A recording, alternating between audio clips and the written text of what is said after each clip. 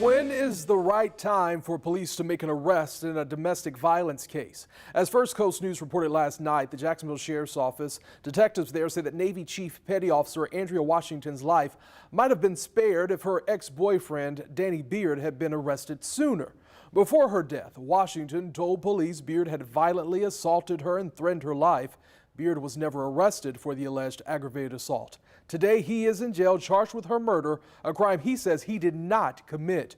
On Your Side's Ann Schindler has this exclusive report.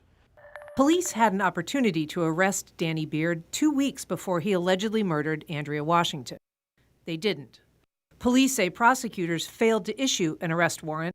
The state attorney's office counters it didn't issue a warrant because the investigating officer wasn't sure there was sufficient probable cause. But in a police interrogation video obtained by First Coast News, we hear for the first time what Beard says police told him about why he wasn't arrested.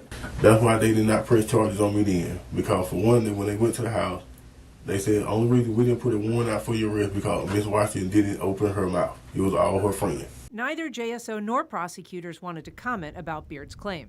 But police reports show that Washington's friend and Navy colleague did report the assault and provided at least some of the details to police. Unfortunately, not as surprising as I wish it were. Attorney Sydney Bolger, who handles domestic violence cases and has followed this one, says having friends who are willing to step in can help victims who are scared of coming forward. It is a very real fear. Most aggressors of domestic violence and that type of aggressive behavior, it's not usually a one-time thing. In this situation, a friend trying to help may have been a catch-22, undermining investigators' confidence in the victim's story.